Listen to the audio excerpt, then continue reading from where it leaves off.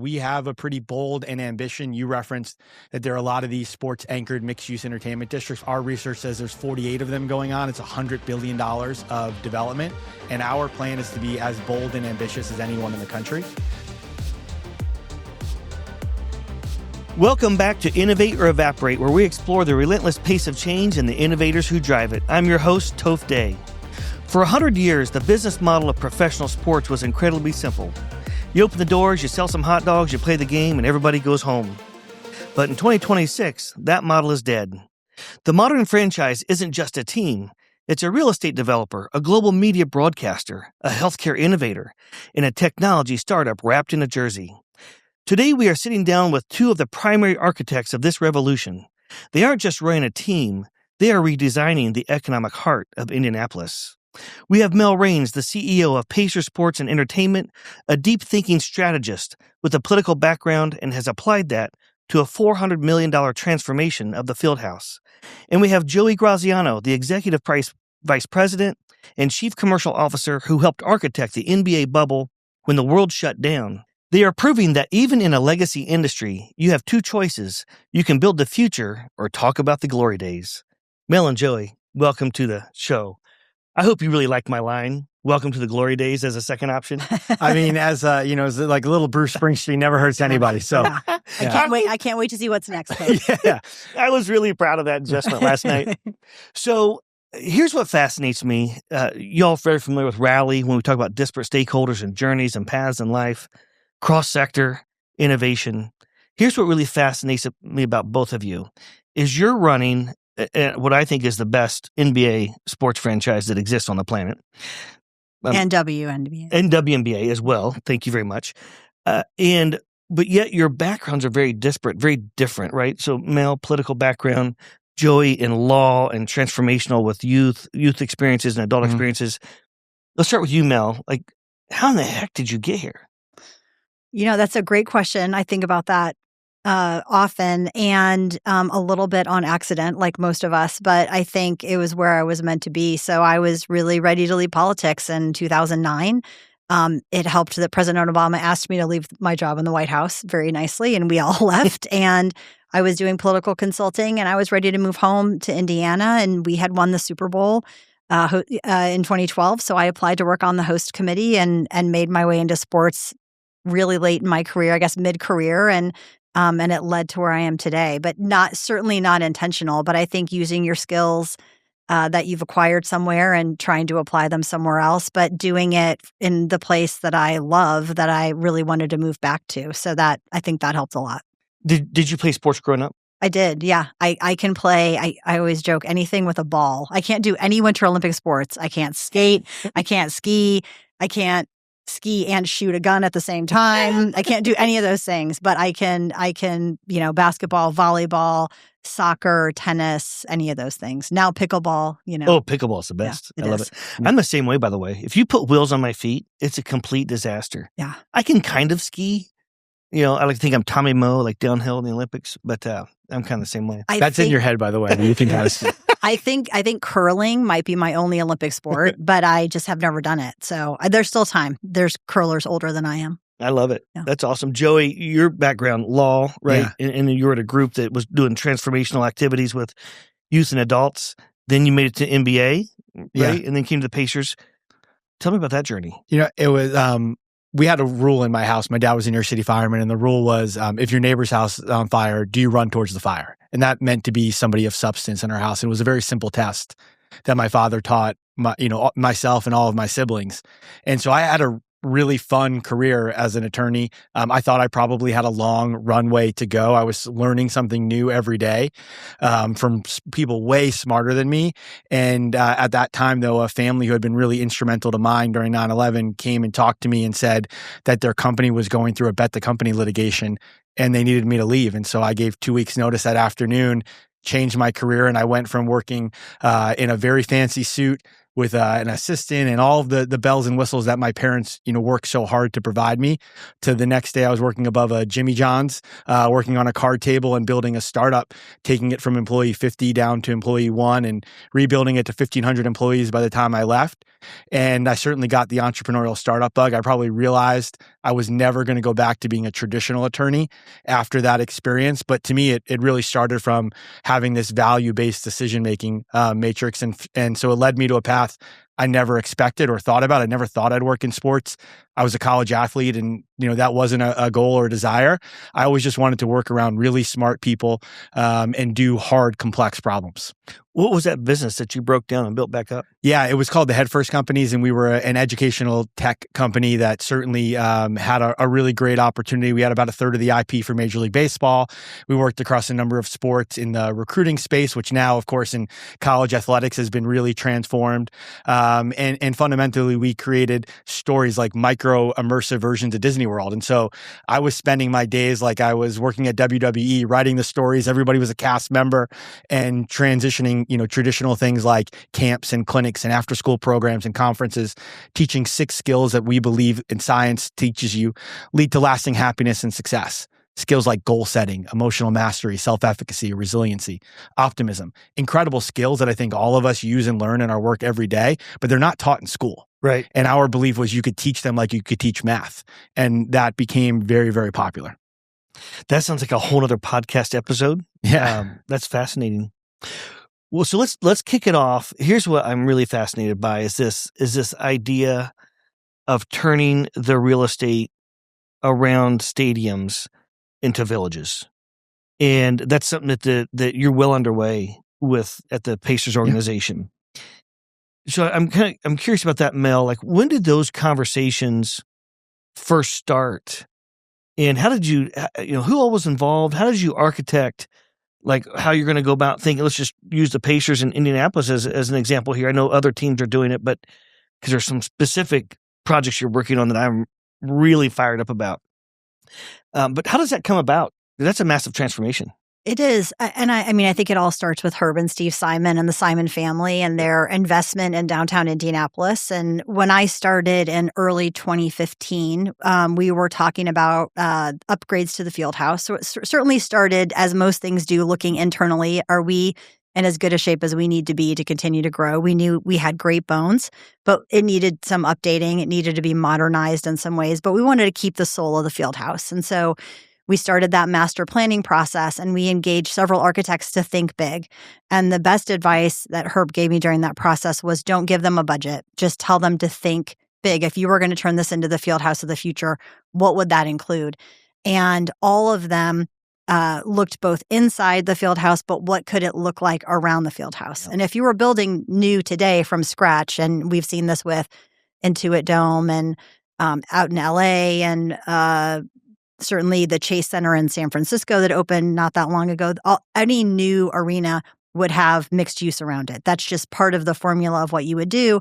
And we're doing it 25 years after we opened. But we started to envision it during that master planning process. Morris Bicentennial Plaza and Commission Row were sort of the beginning of that, opening us up to downtown in a different way, adding additional amenities around the Fieldhouse. And we've been also started thinking about the CSX project at the same time, and that took a few years to get together. And we're super excited that we're going to be bringing a Ritz-Carlton to Indianapolis and the Live Nation music venue, which complements the Fieldhouse music program really well.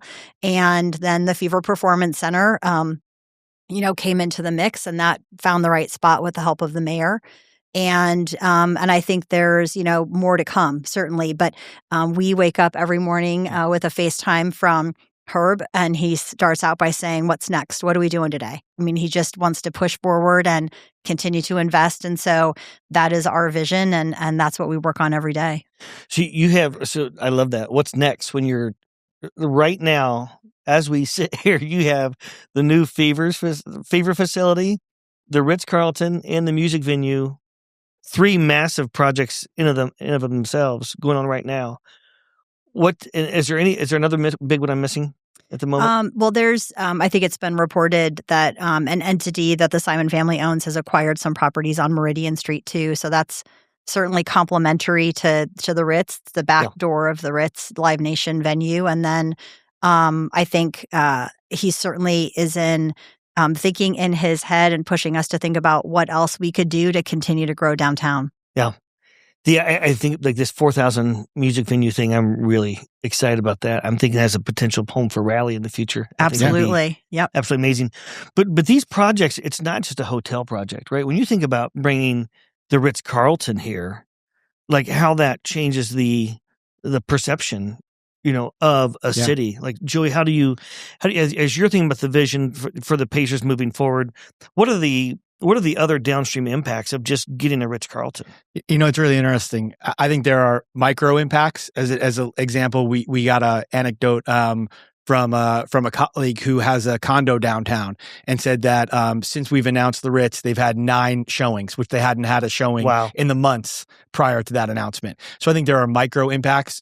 To macro ones, I think we have a pretty bold and ambition. You referenced that there are a lot of these sports-anchored mixed-use entertainment districts. We've done a lot of research. Our research says there's 48 of them going on. It's $100 billion of development. And our plan is to be as bold and ambitious as anyone in the country. We're excited about that. We think that it gives the model for American city redevelopment post-pandemic that American cities across the country are still struggling with. There's still 20+% distressed commercial real estate in most American cities right now. And we're excited about what our vision can do, not just for Indianapolis, but how it can be replicated by other cities across the country. And I think that's part of how Herb thinks. It's certainly he wants it to be good for us and the city, but he also wants it to be great for his partners across the NBA and WNBA. And we know there's half the league right now is going through a similar transformation. Something I think is really special about Indianapolis and what we have here. I can't remember the year that Simon acquired the Pacers. 1983. 83. And they started Simon Malls in the 70s, I think. That sounds right. Roughly. And I think they really intentionally acquired the Pacers because of the importance of having professional sports, in a city like Indianapolis. And it's tough owning a professional sports franchise. But at the core of that ownership over the years has been community. And I think that's really special. What gets talked about behind the scenes on like the importance of doing these things that you always don't get to say publicly about having community at the core that's driven in the culture of the organization? Well, it starts with Herb, who always tells us that Indianapolis and Indiana have given him and his family more than he could ever give back. And I think in his Naismith Hall of Fame speech, he talked about how the mayor at the time, who I think was Mayor Hudnut, came with some community leaders like Jim Morris and others to talk to he and his brother Mel about buying the Pacers because it was going to maybe move out of town. And they thought, I think it was a 20-minute meeting, how special it was that they would be approached about this. And so they, were honored to be asked and wanted to help. And so they said yes with no due diligence at all. Let's just figure it out. He found out they were the 5th group, that they had been turned down by 4 other groups, and they were the first to say yes. But I think that was fortuitous for a number of reasons. And they found the right family that was in it just for what you said, for community and to do the right thing. And that, Indiana can't be without a professional basketball team at the time, right. Only the men's. But, Herb is now, and Steve, the longest standing owners in both the NBA and the WNBA with our teams. Well, I didn't realize that says, That's that just says a lot about their commitment. Yeah, I would just add, I think one of the exciting parts of this around the community is that there's growing segments of Indianapolis. We've got a burgeoning Latino community that continues to grow. We've got an incredible Haitian community, a Burmese community that's exciting.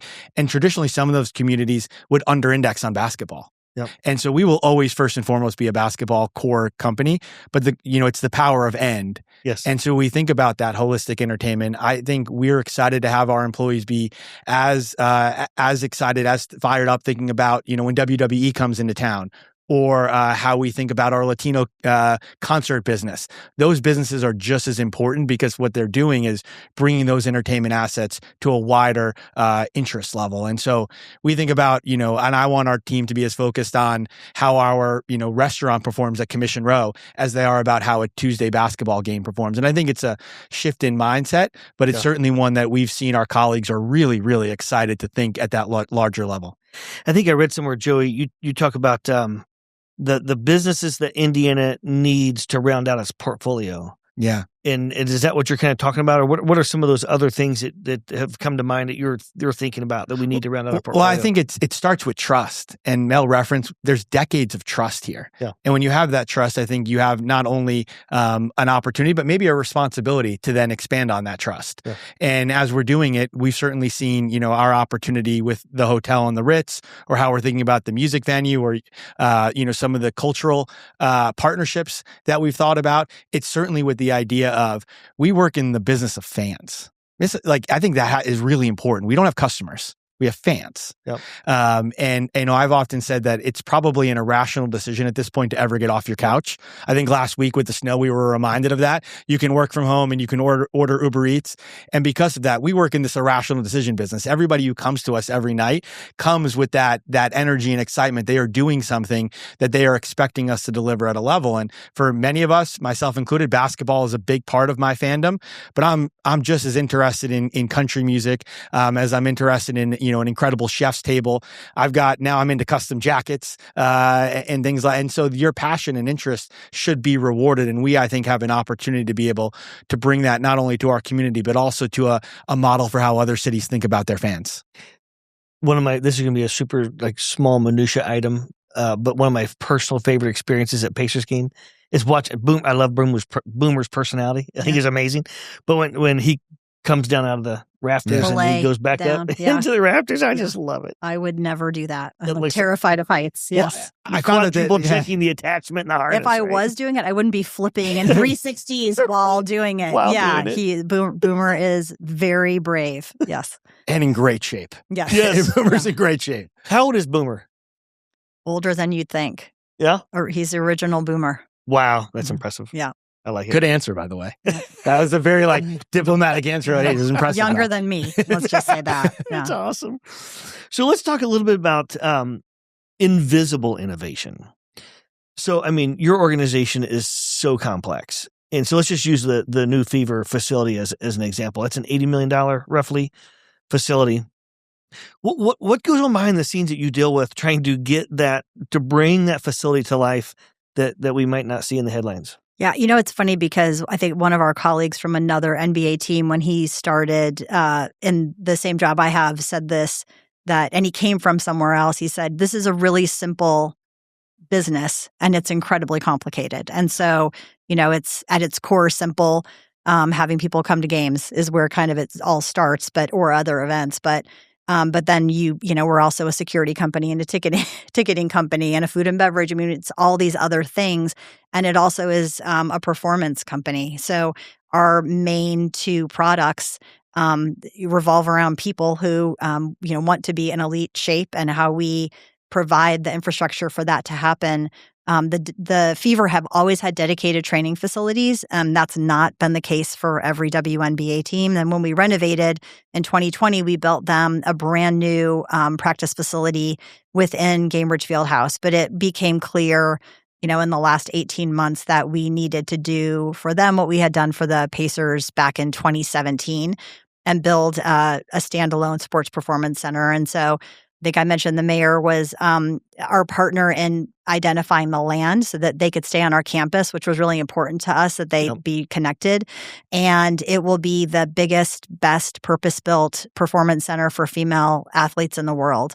And it's going to have some really unique features, but it's part of our goal to be the epicenter of women's sports, to be the best franchise in the league, and to attract and retain the best players here. And I think it's going to over-deliver in all those things.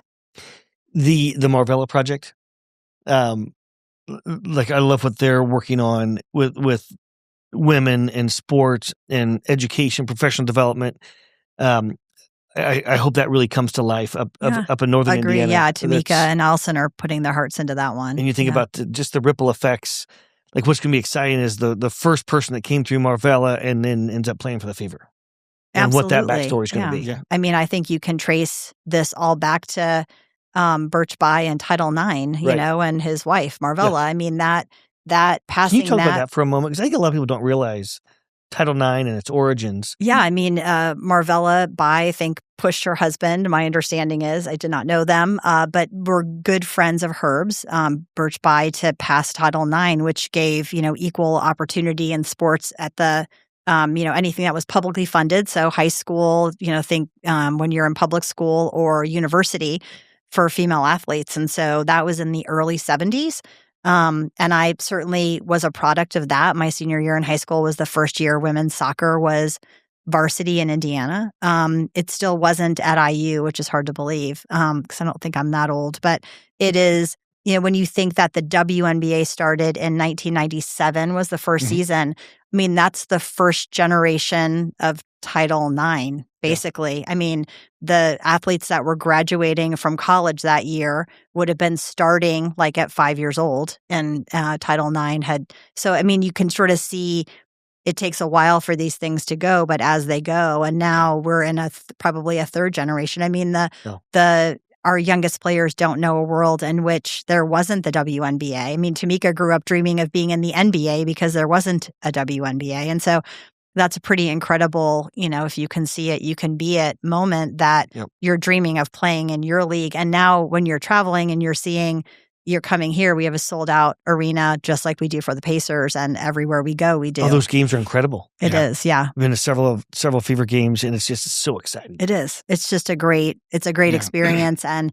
so the kids going to those games, the boys and the girls, assume that it's a full house for the women, just like it is for the men. And when I was their age, that just wasn't the case. So, I mean, I think it portends well for the future of women's professional sports. And I think what's underreported that people, is that we really only have a between 5 and 10% overlap between Pacers and Fever fans. So it's a completely separate fan base. So you think about where that audience was just a couple of years ago, they weren't engaging with us. They weren't watching. Like, we've now delivered something really authentic to a particular fan base. The Fever fans, more than 30% of them come into Indianapolis from outside the state of Indiana for every single home game. Maybe 30% of Fever fans that come to games come from outside the state of Indiana? Correct. It's actually 34%. It's a wild. That's amazing. So they're driving at least 2 hours. It's a wild stat. Or from the other side of the world. Yeah. I mean, it's not just Illinois or Iowa or we had fans from all 50 states and 44 countries last year come to a Fever game. And if you think about like what market that's like, the only one that I can think of is and looking around is maybe it's the Las Vegas Raiders, where a third of the building for a Tuesday home game is filled with people traveling from outside the state to attend. And so that kind of opportunity that we have is just truly unprecedented, because we have this moment where, if you think about where the WNBA, given the investments that Mel referenced, it's at this inflection point. And so I think what we are committed to as an organization is to attack that moment and to have all of our best resources focused on it. And I think the Performance Center is one of many steps we're taking to put our resources behind this moment. Are there other ways that you will leverage the Performance Center around games, or are there things that you're thinking about? There will be some public space. There will be a team store in it. I mean, the team store is quite popular for the Fever. We could use more footprint. So unique items you wouldn't be able to get in our team store, you'll be able to get in the Performance Center. There will be a Hall of Excellence, so kind of like a Hall of Fame. Yep. And then some additional space for potential future endeavors that Joey will come up with, I'm sure. I love it. So, Joey, you were just rattling off some stats there. Yeah. So now I want to go to another invisible innovation, which is data. Yeah. And so all industries are just changing so fast. And when you have the depth of data that you probably have access to, it's just like what Mel just said. What are you going to dream up next? Yeah. Talk to us about that. How do you think about data getting managing? Do you have how big is the team that manages your data? Like, talk to us about that. And what was it like trying to get your arms around it? Yeah, I mean, it's certainly one of the biggest opportunities that we think about on an everyday basis. And you started the podcast by referencing that this business is going to look very different than it has. And one of the ways is there used to be, in all of sports, there are big markets and there are small markets. And I view that just like you would in industries. There are markets that are small and big and different addressable markets. Well, I think because of data and digital and earned media, the market size of our industry is rapidly changing. Yep. And so I can imagine a world over the next 5 years where, the New York Yankees and the Tampa Bay Rays actually play in the same business market size, because the market size is the world. And it's your opportunity. The playing field's getting leveled, right? It's 100% getting leveled. And I think we think about data as one of the real ways to level the playing field. Yeah. And, when I reference that stat about fans engaging with our brand from around the country and the world with the Fever, or last year when we were in Paris with the Pacers, and we had fans that were sleeping outside the locations of our Quest for Gold scavenger hunt, sometimes for 12 or 14 hours, sleeping outside to be first in line. I think that shows the power of your brand, and that the imaginary lines that have been drafted under the different paradigm may no longer apply in this new world. And so when we think about how we're thinking about data, it's through that lens. It's how can we deliver more personalized and customized experiences for our fans, who exist not only in our market and we're going to always take incredible care of the people who are coming to a game on any one given night, but more and more, our fans may not be able to. So it's beholden on all of us to deliver other experiences and opportunities for that fan to be able to express their fandom. So that bleeds right into global brand strategy. And so, what are other things that you're thinking about from a global perspective to advance the organization on how to embrace and ingratiate those fans that live in Poland or wherever they might live? Yeah. I mean, I think it goes back to our ownership. I mean, first and foremost, they're hungry to expand. And so they've given us an opportunity. Last year was in Paris, and we've got future opportunities to be able to play internationally, which I think is really important. The NBA and the WNBA have recognized that some of the traditional rules that limit a team's ability to be able to spend their time and energy international, those rules are breaking down. Yep. And so in doing so, I think it gives us this incredible opportunity for us to be able to take the parts of our brand that we know resonate and to define unique business models to bring them international. And it's going to require investment. And I think one of the reasons why I'm so excited and feel so fortunate to work here is that we work for a group that investment is not something we're shy with doing. We believe in our city. We believe in, the Pacers and the Fever, and we certainly believe in and should be really proud about bringing those beyond our boundaries.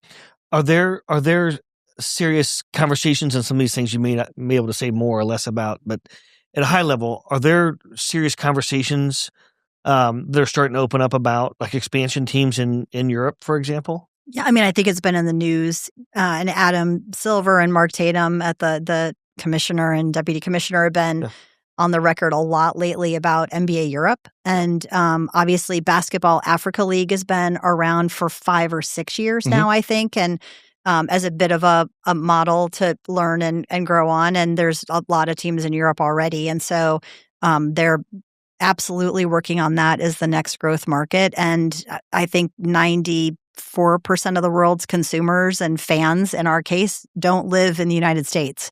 So in order to grow your business— 94% of the NBA's consumers don't live in the United States. Of the States. world's consumers don't live in the United States. Yeah. And so, I mean, if you were the second most popular sport in the world after soccer or football, depending on what you like to call it.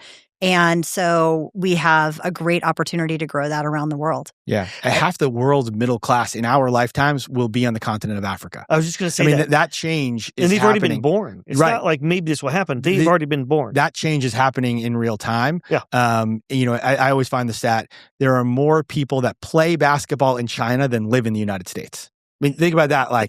The Trailblazers, they drafted a Chinese player.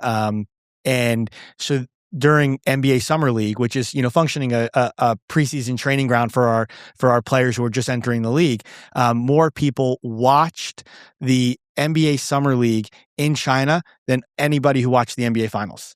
Which is those are crazy stats when you think about sort of the opportunity for our fandom. And for us, while it's actually, easier to watch a game in Asia, given the time difference, you can watch during your morning commute. If you live in Europe right now, it's really hard. And you think about all the incredible European basketball players who've come into the league recently. Yep. It's really hard to watch an NBA game in Europe. You've got to be incredibly committed to watch something at 2 a.m, 3 a.m, right? Right. And 82 times a year. Yeah. And so I think one of the opportunities that we have as a league is to think about how do we identify that opportunity and take on and build new business models that allow, and certainly there are going to be advancements in air travel that allow things to be possible in our lifetime that aren't today. But there's other new businesses that I think we're excited in as the brand with the Pacers and the Fever. We know we have fans sprinkled throughout these countries, and our opportunity is how do we go bring the game closer to them? Hi, I'm Mayor Chris Jensen. Innovation doesn't always start where you expect. Across Indiana, a new kind of innovation ecosystem is taking shape, bringing together elite athletics, advanced engineering, healthcare, and next-generation manufacturing. And it's happening in Noblesville. Discover what's taking shape at choosenoblesville.com/innovate. Noblesville, all about you. How does the model evolve for players to get more integrated into those efforts or into their local communities? So, like, there's stories of, for example, with Steph Curry and being an LP and funds and gets them kind of integrated into the tech and the innovation community. And I think some of that thought is like to get them anchored into the community, but also life after basketball.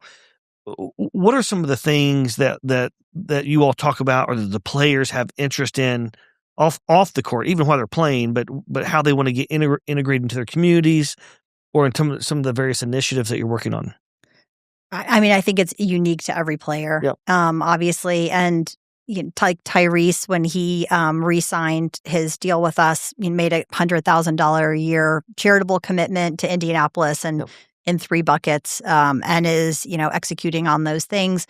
And different players have different passion projects. Pascal has different charitable interests than what Miles Turner had when he was here. He had his own initiative.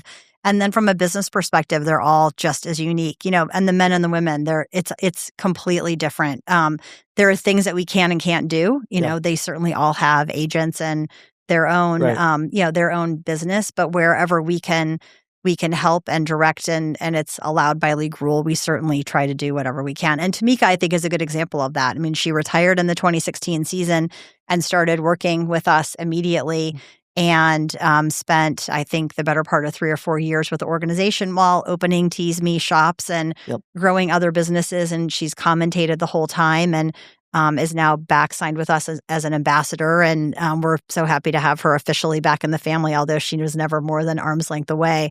So it's really, part of it is dependent upon the player. Yeah. So let's touch on the experience. Speaking of players, the spectator and the participant experience. So you signed an agreement with Kevin Hart, Mhm. I believe it was, right? Yeah. So talk about that. And the phrase was the cultural curator. Yeah. I find that fascinating. Yeah. I mean, I think it goes back to what, Mel references, that our players, they're as dynamic off the court as they are incredible on the court. Yep. And our fans are interested in what our players are interested in. Yep. And so that's why, our social and digital team does such an incredible job of taking you behind the scenes, delivering our fans insights and access. We think about, what a name like Sophie Cunningham became nationwide when she joined the Fever, and the opportunities that she now has brought, which is incredible. She's done such a great job with her brand. We're really excited about that. We think about what Pascal has done from a content perspective.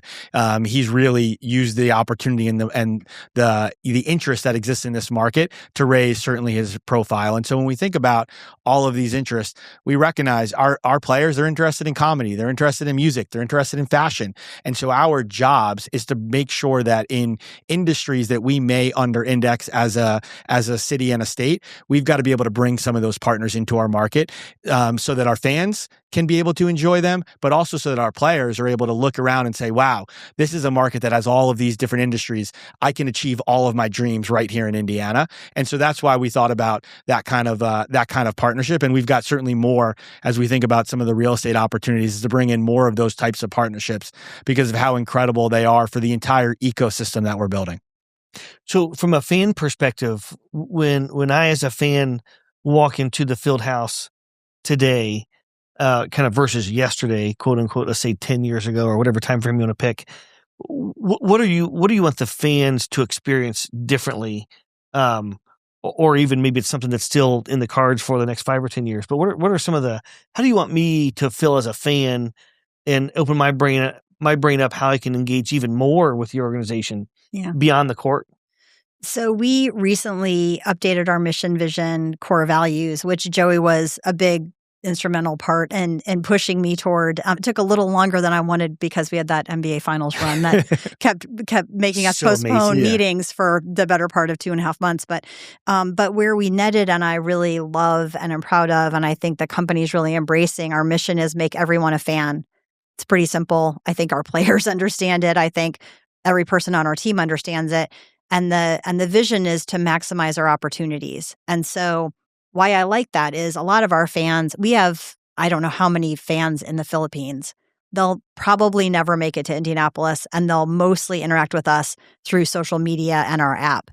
But whoever is working on that needs to be thinking about that from the fan lens.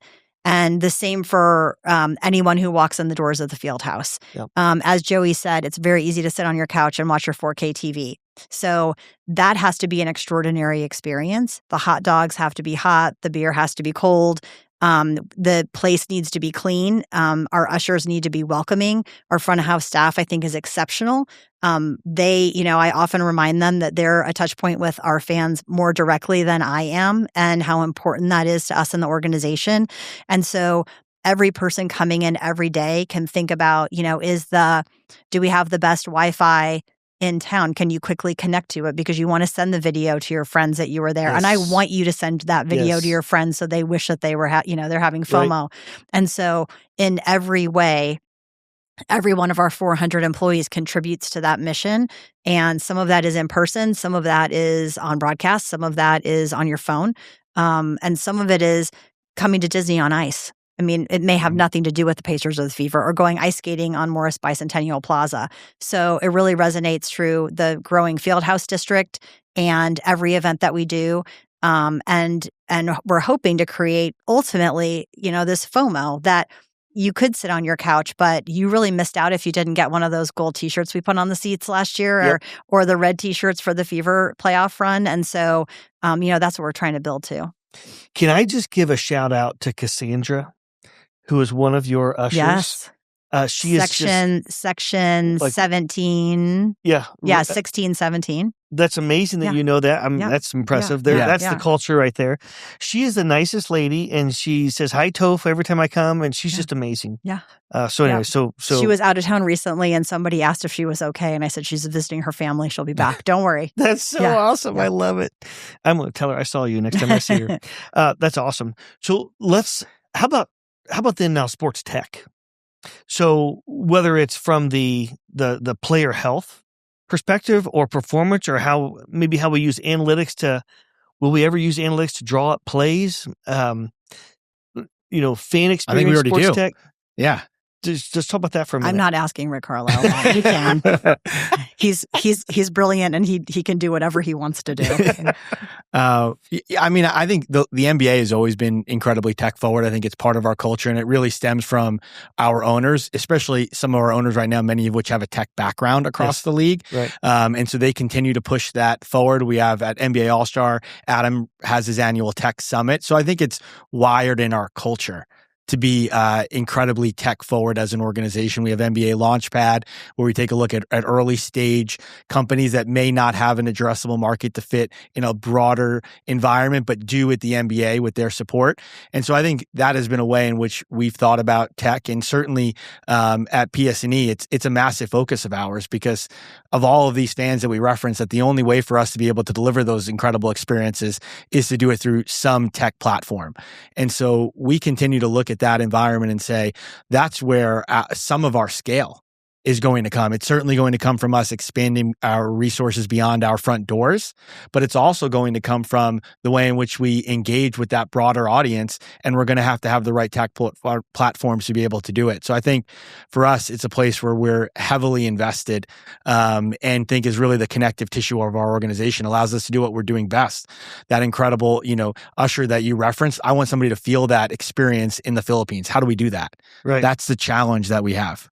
Are there any solutions that you're still searching for that come to mind that that you haven't found yet, that for the entrepreneurs listening out there, or pain that you're looking for someone to solve that to share with the listeners? Well, for me, I mean, I think the best seat in all of sports is still the courtside seat at an NBA and WNBA game. Like there's nothing better. I was just fortunate enough to go do it at, I don't do it in my own building because Mel would yell at me. We do not do that. Doubles. Yeah.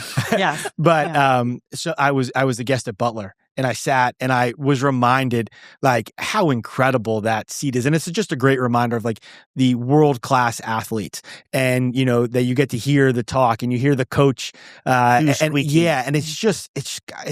it's really amazing. And there's nothing like it. I don't believe in any other sport. And so how do we replicate that? Yep. And so we're looking at certain tech partners and thinking about ways to be able to deliver that experience for fans who may not be able to do it. Or it's not enough inventory, and so we want to increase that inventory. And so we're thinking about that a lot. Like that incredible experience is still something that we're really excited to be able to identify the right tech platforms for. I love that. We're getting close to the our time here, unfortunately. But are there any other initiatives that y'all have been thinking about that I haven't asked you? Some of the is many behind the scenes secrets without giving the secrets away that you guys are thinking about? This is my boss. I'll let her in. I'll let her give up the secrets.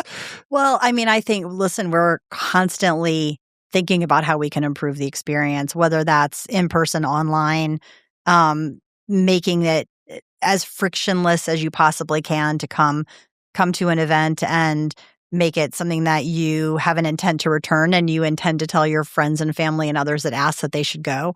And I'm not saying we deliver perfectly every single time, but I think we do much more than we much more than we don't. And so anything around the edges that we can improve, I mean, I think we're in a game of inches, and we're going to keep, passionately trying to make everyone a fan and for every one of our different business lines. And so I think you'll just keep seeing that, in small starts. I don't think we're super far off right now from what we're doing, but does every business have an opportunity to improve every day? Absolutely. That's what drives us to go in every morning and to exceed expectations as much as we can. Yeah. And I would just add, I think, one of the things, if you look at our city and state, I think we're at our best hosting major events. Yes. It's when this city comes together. It's when the state comes together. I say the superpower of this state is its ability to disagree and commit. I from not being originally from here and having run things around the entire world, I've never seen any place where that many people can disagree on something, but yet decide, hey, we're going to move forward and we're going to move forward and we're going to do it with all of our heart share. And so I think the challenge that we all have is how do we do that on a more regular basis? Yeah. And so when you reference something about the Fever, when we've got these fans coming in, I want every day to feel like the WNBA All-Star. I want that connective tissue where you know exactly where to stay, and we are able to deliver the exact right culinary experience pregame, and it feels like that special event. And so I think we have this opportunity to recognize our highs are as high as anywhere in the world. How do we do it more often? I think is the way in which we're thinking a lot about the tech advances and the investments that we should be making. It's really being able to replicate this more often for our fans. We had the opportunity to participate with you all in the NBA with the All-Star pitch competition. That was really phenomenal, and the exposure and the ripple effect of that kind of an event with those entrepreneurs was just amazing. Is there anything that comes to mind that we could be doing as a community to be more helpful for some of the initiatives that you all are embarking upon? Well, I mean, supporting the teams is really the top, whether that's, not everybody has the bandwidth for a corporate partnership necessarily, although we always love those, but in as much as you're doing your company outing at a game, or you're inviting, when you have clients in town, you're bringing them to a game, or doing private events, or, I mean, there's the physical part of all of it. And then it's also, depending on your business line, you may be doing something really well that we've just never thought of. And how can we partner in that? And, Joey's leading a team in new business ventures that could be something really adjacent to what our core business is, but is something that may touch it in a small way. And how can we help with maybe equity partnerships and promoting what other local companies are doing and giving them the exposure like we did at the pitch competition that you wouldn't otherwise get. I mean, sometimes just the power of our brands is pretty incredible without, writing a check one way or the other, but just those partnerships can be pretty impactful. I think I heard, this was on Shark Tank. I think I heard it once. Mark Cuban made the comment about people will pay for experiences, right? And you have so many experiences that you can curate. And I've been blessed to be a part of a few of those experiences. But to your point of that corporate outing, sometimes you forget, like you assume that all the suites are just always taken. Well, maybe they're not. Maybe there's a game where you can curate this amazing... Part of our renovation was to renovate in spaces where you could host a company outing or a big event and watch the game. We didn't have that before, and so we built these terraces where the old Varsity Club was. That people may remember having a buffet dinner for $29.99 back in 2010. Well, that was renovated out, and now that space is literally for that intent. And so trying to make sure that people understand what all those opportunities are. I love it. So last question before we get into the rapid fire, just kind of going back to sports tech and the intersection of the fan and the participant intersection. Are there what are the crazy what ifs that you all dream about, or other team owners, like, what if this was possible someday with the advancement? We were talking earlier on a podcast about, capsules cruising around our bodies and zapping the cancer cells or something, right? Well, I think Joey before we stole him, made one of those things happen here at NBA All-Star Weekend, which was, what if you played on an LED court? What if you played on an LED floor? And that had never happened in the United States before.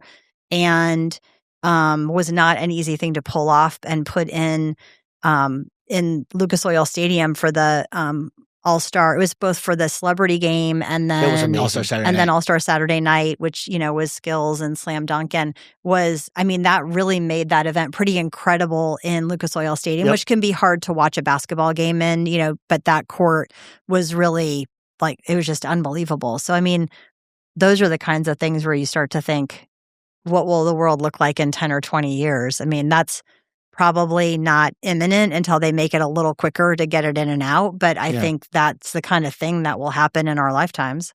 Yeah, no, I think those are right. And I think about something as simple it's interesting. Like, the best leaders I've ever met and worked with, and Mel being one of them, they take really complex problems and they simplify them. So I think a lot about something we do every day is we're flying.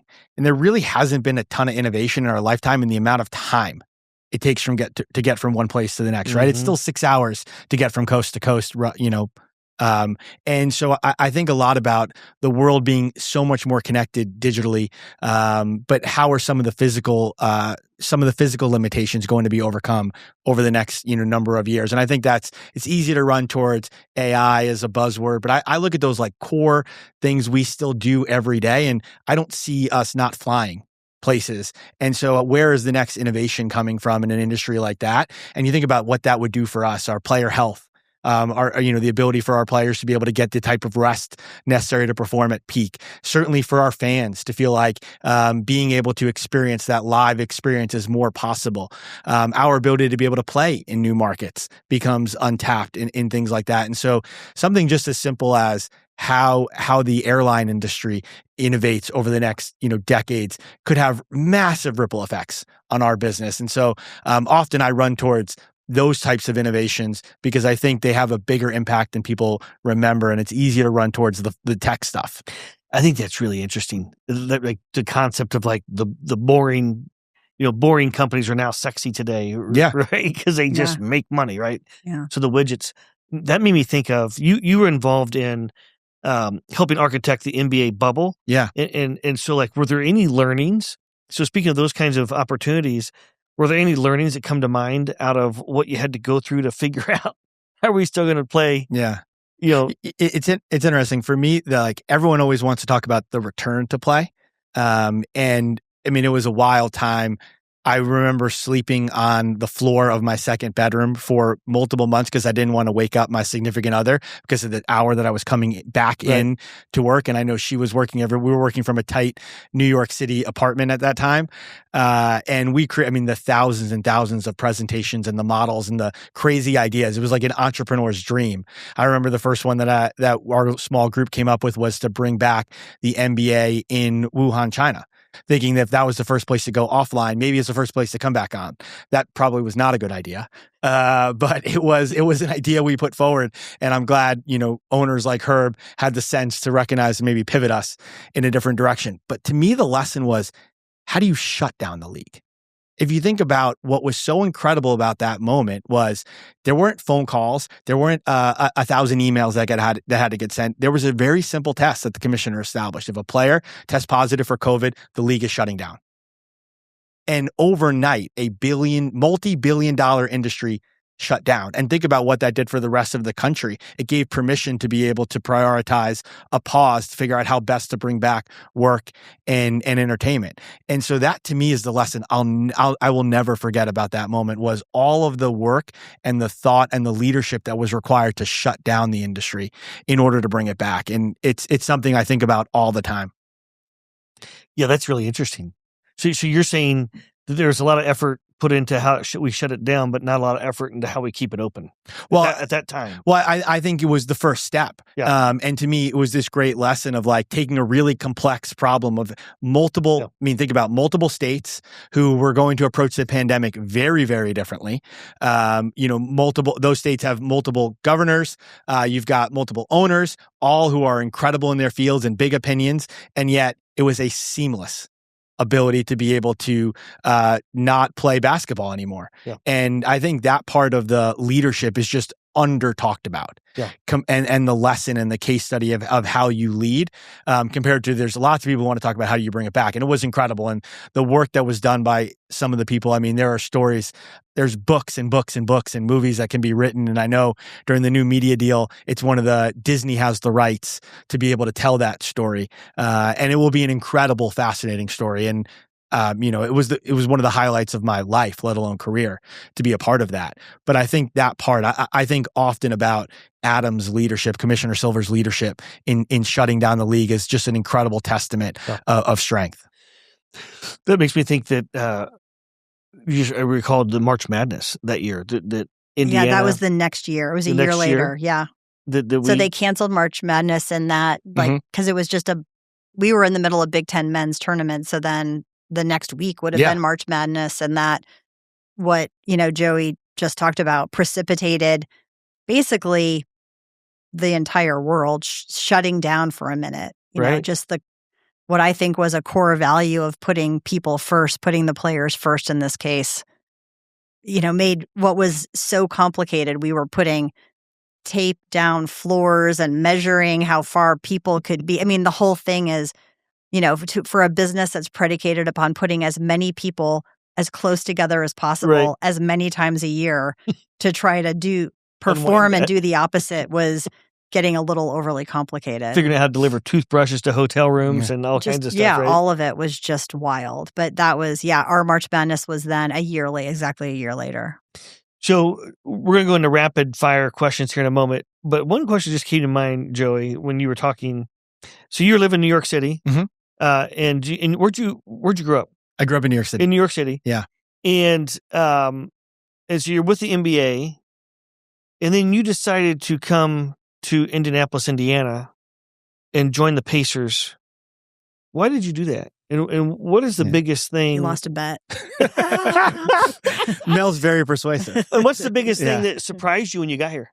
Well, the great part was that I had worked with Mel and team bringing NBA All-Star here. So, I certainly got to work with the team. But I'd always thought this was the best ownership group in sports. I've been blown away by Herb Simon and his energy, his passion and for growing and for pushing every day is something that it's almost impossible to replicate him and Stephen Rails and the energy that they collectively bring. But when you think about what and why, I think often about opportunities, and there's really three things that I think about when I think about opportunities. And the first is, are you going to be able to take on really hard problems? I view my workday by like how much my hair I pull out. By the end of the day, like how frustrated.